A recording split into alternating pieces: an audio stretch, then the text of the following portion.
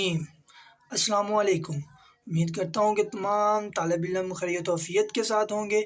आपका मेज़बान शराज अहमद। लेक्चर शुरू करने से पहले रोज़ाना की तरह एक दफ़ा सूरत फातिहा, 3 दफ़ा सूरत इखलास, अव्वल आखिर दुरूद शरीफ पढ़कर इनको बख्श देंगे जो दुनिया से अभी तक चले गए हैं।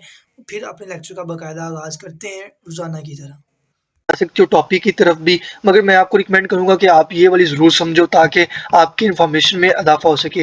अब मज़ीद नीचे चलते हैं तो यहाँ पे आपको नज़र आ रहा होगा फास्फेट ग्रुप। तो यहाँ पे मैंने आपको ऊपर बताया था कि आपके पास कितनी चीज़ें होनी है, तीन।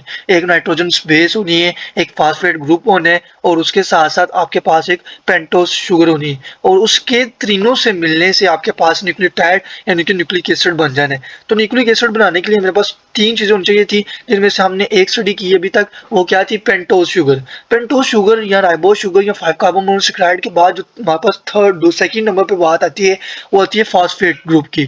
अब फास्फेट ग्रुप क्या होता है? आपके पास जब आप एटीपी का मॉलिक्यूल पढ़ते हो, जब आप बायो के अंदर आपकी जो कि थर्ड वन चैप्टर है आपका, यानी कि जो आपके पास न्यूट्रिशन वाला आता है, जिसके अंदर आप पढ़ते हो कि आपके पास डार्क रिएक्शन होते हैं, लाइट रिएक्शन होते हैं, तो उसके अंदर आपने एक और बात पढ़ी थी।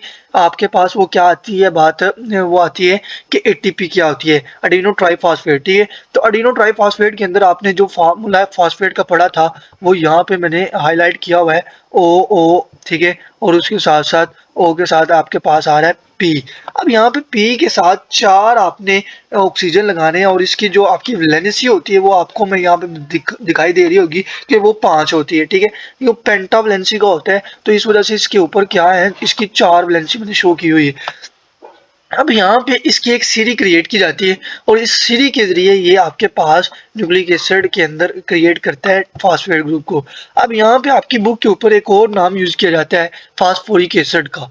अब फास्फेट ग्रुप को फास्फोरिक एसिड भी कहा जाता है, मगर इसका जो फास्फोरिक एसिड होता है ये इसी का नाम नहीं है, ये एक अलग से एक ब्रांच है फास्फोरिक एसिड। तो फास्फेट ग्रुप के साथ साथ एक और आप यूज करोगे वो है फास्फोरिक एसिड। तो आपके पास फास्फोरिक एसिड जो होता है, आपको पता है एसिड वो होता है जो आपके पास क्या करे, हाइड्रोजन आयन देता है। तो जो हाइड्रोक्सिल आयन देता है वो आपके पास क्या होती है, बेस होती है, और जो हाइड्रोजन आयन देता है वो आपके पास क्या होती है, एसिड होता है। तो यहाँ पे आपको नजर आ रहा होगा कि जो आपके पास फास्फोरिक एसिड है उसके अंदर क्या आ रहा है, H3PO4। तो आपके पास PO4 है, यानी कि जस्ट लाइक एज जो आपके पास ये था जो आपको नजर आ रहा है, यानी कि जो मैंने फास्फेट का यहाँ पे हाईलाइट किया था, ये जो फास्फेट है मेरे पास, फास्फेट का जो फार्मूला है वो ये है। ठीक है, PO4। तो PO4 के साथ आपने क्या कर देना है, H3 को ऐड कर देना है, तो आपके पास क्या बन जाएगा, फास्फोरिक एसिड। तो फास्फोरिक एसिड का फार्मूला भी समझ आ गया होगा। उम्मीद करता हूँ कि जो बच्चे जिनको फार्मूला समझ नहीं आते हैं या फार्मूला लिखने में दिक्कत होती है तो उनके लिए ये आसानी क्रिएट होगी। अब यहाँ पे फास्फेट ग्रुप के बाद अब यहाँ पे मैं बात करने लगा हूँ इसकी हिस्ट्री की। अब ये जो बातें हैं ये 10th क्लास की बुक के अंदर नहीं है। ठीक है, 10th क्लास की केमिस्ट्री की ये बुक के हर्ट्स की बातें, मगर ये बड़ी इंफॉर्मेटिव होंगी उन बच्चों के लिए जो बच्चे ये सोचते हैं कि ये न्यूक्लिक एसिड है, ये न्यूक्लिक एसिड को नाम न्यूक्लिक एसिड क्यों कहते हैं, या न्यूक्लिक एसिड का नाम न्यूक्लिक एसिड ही क्यों रख दिया। ठीक है, और इसको ये किस तरह से डेवलप हो गया, न्यूक्लिक एसिड को किसने किस तरीके के साथ डेवलप किया। तो ये सारी बातें उन बच्चों के लिए थी, मतलब ये वो बच्चे जो आपके पास होते हैं, ये जो समझते हैं कि हमारे पास क्या हो, कि हमारे पास जो न्यूक्लिक एसिड है ये हमें पढ़ने के लिए क्यों मिला है, हम इस न्यूक्लिक एसिड को क्यों पढ़ें, हमारी ज़िंदगी के अंदर इसका क्या फ़ायदा है। तो ये सारी उन बच्चों के लिए बातें हैं जो ये सोचते हैं, जो अपने आप को कॉन्सेप्चुअल बिल्ड करना चाहते हैं, जो चाहते हैं कि हमें हमारे कॉन्सेप्ट बिल्ड हो, तो उनके लिए बड़ी इंफॉर्मेटिव होगी। अब मैं बात करने लगूँ ना 1869 हिजरी की। ये आज की बात नहीं है, ये आज से 200 साल पहले बात है, यानी कि ये अभी जो चाह रही है वो 20वीं सदी चाह रही है। तो मैं 18वीं सदी की बात कर रहा हूँ, यानी कि 1869 के अंदर। 1869 के अंदर एक बंदा आया, उसका नाम था एफ माइस्कर। एफ माइस्कर ने क्या कहा, एफ माइस्कर ने किया क्या, उसने एक लिया, आपके ये आपने एक स्टोरी सुननी है। ठीक है, ये आपने याद नहीं करनी, 10th क्लास के बच्चों के लिए याद करने के लिए नहीं है, मगर अगर आप FSC पार्ट 2 के लेवल के बच्चे हो तो फिर आपके लिए बड़ा इंपॉर्टेंट किस्म का शॉर्ट क्वेश्चन है। ठीक है, FSC पार्ट 1 के बच्चों के लिए इंतहाई इंपॉर्टेंट किस्म का शॉर्ट क्वेश्चन है कि न्यूक्लिक एसिड को न्यूक्लिक एसिड क्यों कहते हैं। ठीक है, तो यहाँ पे मैंने लिखा हुआ है। अब एफ माइस्कर आया, एफ माइस्कर ने क्या किया, आपने 5 सेल उसने लिए। अब 5 सेल क्या होते हैं, मैंने आपको अपने आपकी बुक के अंदर 9th क्लास के अंदर पढ़ा था यहाँ पे मैं आपको बताता जाता हूँ कि पास सेल होते हैं जब आपके पास आप बीमार हो जाते हो, तो आपके बीमार होने के बाद आपके जिस्म के अंदर जो आपके वाइट ब्लड सेल्स होते हैं वो क्या करते हैं, आपके वो जो जरासीम आते हैं उनके साथ कम्पीट करते हैं, और जब उनके साथ कम्पीट करते हैं तो ड्यूरिंग द कंपटीशन वो डेड हो जाते हैं, और उनके मर जाने को आप क्या कहते हो, पस। तो उस सेल्स का नाम दिया गया पस सेल का। अब उसने क्या किया, अब आपको ये आप सोच रहे होगे कि ये पस सेल किस तरह से हम देख सकते हैं। तो आप देख सकते हो जब आपको कोई मतलब दाना बनता है, तो दाना को आप उसे मतलब कोई किसी किस्म की आपको फिंसी बनती है तो उसको आप मतलब डेड करो, उसे आप दबाओ, पुश करो, तो उसके अंदर से एक सॉल्यूशन सा निकलता है। तो वो जो सॉल्यूशन आपके पास निकलता है उसे क्या कहते हो आप, उसे आप पस कहते हो, ठीक है। तो ये क्या कह रहा है, एफ माइस्कर क्या कहता है कि isolated the nuclei of pus cell. तो ये उसने क्या किया, आपने उसने इसके न्यूक्लियाई लिए, पस सेल को लिया, तो पस सेल को लेने के बाद उसने उसके न्यूक्लियाई को लिया। अब उसने जब उसके न्यूक्लियाई को लिया, यानी कि उसने आइसोलेट किया उसे, पस सेल में से उसके न्यूक्लियाई को ले लिया। अब जब उसने उसके न्यूक्लियाई को लिया तो उसने देखा कि ये जो न्यूक्लियाई है ये क्या हुआ है, ये एसडी के, यानी कि इसकी जो नेचर है ये क्या है, एसडी की नेचर है। दैट्स वाई उसने क्या कह दिया, उसने कहा कि जो मैंने 5 सेल से न्यूक्लियाई लिया है ये तो बड़ा मतलब एसडी किस्म के। तो यहाँ पे मैंने ये जो पॉइंट लिखे हुए हैं ये आप लिख सकते हो अपने पेपर के अंदर। अगर आप ये पॉइंट नहीं लिखना चाहते तो आप इसे पैराग्राफ की शक्ल में भी लिख सकते हो। तो अगर आप इस तरह से लिखते हो तब भी ठीक है, और अगर आप मतलब अपने पैराग्राफ की शक्ल में लिखते हो देन तब भी ठीक है। अब मजीद नीचे आपको नजर आ रहा होगा आइसोलेटेड, मैं यहाँ पे ये पढ़ भी देता हूँ, रीड आउट कर देता हूँ ताकि उन बच्चों के लिए आसानी हो जो बच्चे मतलब सुनना पसंद करते हैं। तो isolated the nuclei of the pus cell, पहले तो उसने क्या किया, पस सेल से न्यूक्लियाई को आइसोलेट किया यानी कि अलहदा किया, और उसके बाद ड्यू टू आइसोलेट, उसने जब आइसोलेट किया तो उसकी वजह से न्यूक्लियाई एंड एसडी की नेचर, तो जो उसका न्यूक्लियाई था वो क्या था, जो उसने उससे अलहदा किया था वो था एसडी की नेचर। दैट्स वाई उसने क्या कह दिया उसे, nucleic acid. That's why that's called the nucleic acid. तो आप अगर आपका क्वेश्चन आ जाता है why nucleic acid is called the nucleic acid, then आप लिख सकते हो in 1869 F Miescher isolated the nucleic of the pus cell, then उसने ऑब्जर्व किया due to the isolated from the nuclei that's acid की nature, that's why that's called the nucleic acid. तो आप इस तरीके के साथ आप इसे डेवलप कर सकते हो, ठीक है। एफ माइस्कर की मैंने ये आपको थोड़ी सी डिटेल बताई, एफ माइस्कर ने किस तरीके के साथ आपके पास ये डेवलप किया।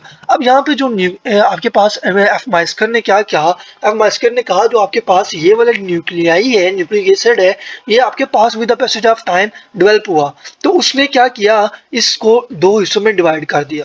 ये आपके पास इस तरीके के साथ डेवलप हुआ कि आपने, उसने क्या कहा, उसने कहा जैसे मैंने आपको बताया था कि हर चीज़ with the passage of time built होती जाती है। With the passage of time हर चीज़ एक तरीके के साथ इस तरह से बिल्ट होती है कि हम सोच नहीं सकते, ठीक है। तो उसकी इस तरीके के साथ उसकी वसीओ क्रीज होती गई, उसको वसी होता गया, उसकी जो मॉडरेशन होती गई, तो फिर उसको टाइप्स में डिवाइड किया गया ताकि हम उसे आसानी के साथ समझ सकें। तो उसको समझने के लिए जब हमने टाइप्स में डिवाइड किया तो वहाँ पे हमें ऑब्जर्व किया कि यहाँ पे इसकी 2 टाइप बनती है, एक तो डीएनए और दूसरा आरएनए। आज हम इंशाल्लाह डीएनए और आरएनए के ऊपर बात नहीं करेंगे, जब हम नेक्स्ट लेक्चर में आएंगे तो वहाँ पे हम डीएनए और आरएनए के ऊपर तफसीलन बात करेंगे कि डीएनए क्या होता है, आरएनए क्या होता है, ठीक है। यहाँ पे आप बस न्यूक्लिक एसिड के ऊपर क्योंकि हम बात कर रहे हैं, तो न्यूक्लिक एसिड के अंदर जो आपके पास इसकी टाइप्स आती है इसकी मतलब हम थोड़ा थोड़ा इसके बारे में देखते जाएंगे। अब यहाँ पे जो आपके पास डीएनए है, डीएनए को डीएनए क्यों कहते हैं, क्योंकि इसकी जो एब्रीविएशन बन रही है वो है डी, ठीक है, ये डी आ गया तो डीऑक्सीराइबो। तो यहाँ पे आपने ये जो आ रहा है डीऑक्सीराइबो, ये डी का मतलब है, ठीक है। डी आप यूज करते हो डीऑक्सीराइबो। तो यहाँ पे मैं कलर चेंज करके दिखाता हूँ ताकि वो बच्चों के लिए आसानी बन सके। तो यहाँ पे ये जो आपके पास आ रहा है, पहले आ रहा है डी, तो ये डी है, और इसका यानी कि यहाँ से आ रहा है डीऑक्सीराइबो। तो इस तरीके के साथ ये आपके पास आ रहा है। तो उसके बाद यहाँ पे एन का चेंज करते हैं मजीद, जो एन है उसका चेंज कर लेते हैं। तो ये जो आपके पास आ रहा है एन, एन का आपके पास ले लेते हैं जी ग्रीन। तो ये आपके पास ग्रीन आ गया। तो ये जो एन है, ये जो एन आपके पास आ रहा है इसका क्या बना है, सॉरी फॉर दिस, मैं इसके लिए सॉरी दोबारा करता हूँ ताकि बच्चों के लिए आसानी बन सके। तो यहाँ पे ये जो आ रहा है आपके पास डीऑक्सीराइबो, तो यहाँ पे जो ये एन है, एन का आ रहा है जी न्यूक्लिक, ठीक है। तो एन का आ रहा है न्यूक्लियक और आपके पास जो आपके पास ए आ रहा है, ए का भी मैं हाईलाइट कर देता हूँ ताकि बच्चों के लिए आसानी हो। अब यहाँ पे जो ए है वो है एसिड, ठीक है। तो यहाँ पे ये है जी एसिड। तो इस तरीके के साथ आपके पास ये यहाँ पे भी ये ए है आपके पास और इस ए का यहाँ पे ये एसिड है, सॉरी इस ए का ये वाला एसिड आ रहा है। मैं यहाँ पे रेज करके दिखाता हूँ ताकि यहाँ पे बच्चों के लिए आसानी हो सके। और यहाँ पे आपके पास अब आपको नजर आ रहा होगा कि ये जी एसिड, ए का एसिड है, एन का न्यूक्लिक है। तो यहाँ पे न्यूक्लिक का भी हाईलाइट कर देता हूँ तो ताकि बच्चों के लिए आसानी हो सके। यहाँ पे ये न्यूक्लिक है, ठीक है। और ये न्यूक्लिक के बाद आपके पास आ रहा है जी अब डी, डी था आपके पास डी ऑक्सी और जो आपके पास आ रहा है आर वो है जी राइबो, ठीक है। तो यहाँ पे डी का भी सॉरी मैं दोबारा हाईलाइट कर देता हूँ। तो ये इस तरीके के साथ आपके पास आ रहा है, ठीक है। तो ये डी और यहाँ पे मैं एन का भी इस तरीके के साथ हाईलाइट करता हूँ ताकि यहाँ पे दूसरी तरफ भी, ठीक है। अब उम्मीद करता हूँ कि सही समझा रही होगी। तो यहाँ पे जो डी है वो है डी ऑक्सी राइबो और जो एन है वो है न्यूक्लिक और जो ए है वो है एसिड। तो इन दोनों में आपको डिफरेंस नजर आ रहा होगा। न्यूक्लिक जो है वो है दोनों में सेम है और एसिड भी दोनों में सेम है। तो न्यूक्लिक एसिड की क्योंकि ब्रांच है तो डेट्स में न्यूक्लिक एसिड लगा दिया। तो इसको डिफरेंस करने के लिए हमने आर यानी कि राइबो और जो आपके पास डी है वो यानी कि डी ऑक्सी राइबो, ठीक है। तो इस तरीके के साथ हमने इसे नेम दिया, डीएनए को डीएनए इस वजह से कहते हैं क्योंकि ये इसकी जो एब्रीविएशन बनी है वो है D oxy ribo nucleic acid और जो है कि आपके पास आरएनए वो है जी राइबो न्यूक्लिक एसिड। तो यहाँ पे आपने बस इतनी बात याद रखनी है कि जो इसके अंदर शुगर यूज की जाती है, यानी कि मैंने पहली बात की थी न्यूक्लिक एसिड के अंदर कितनी कौन सी शुगर यूज करी जानी है, वो नहीं है पेंटोज। तो पेंटोज शुगर के अंदर जो आपके पास यहाँ पे न्यूक्लिक एसिड के अंदर जो पेंटोज शुगर है जो आरएनए है, आरएनए के अंदर आएगी जी राइबोज और जो आपके पास डीएनए है और डीएनए के अंदर आपके पास आएगी जी डीऑक्सी राइबोज। अब राइबोज का तो फार्मूला मैंने ऊपर आपको बता दिया है। अब डीऑक्सी राइबोज का फार्मूला मजीद नीचे देखते हैं, ठीक है।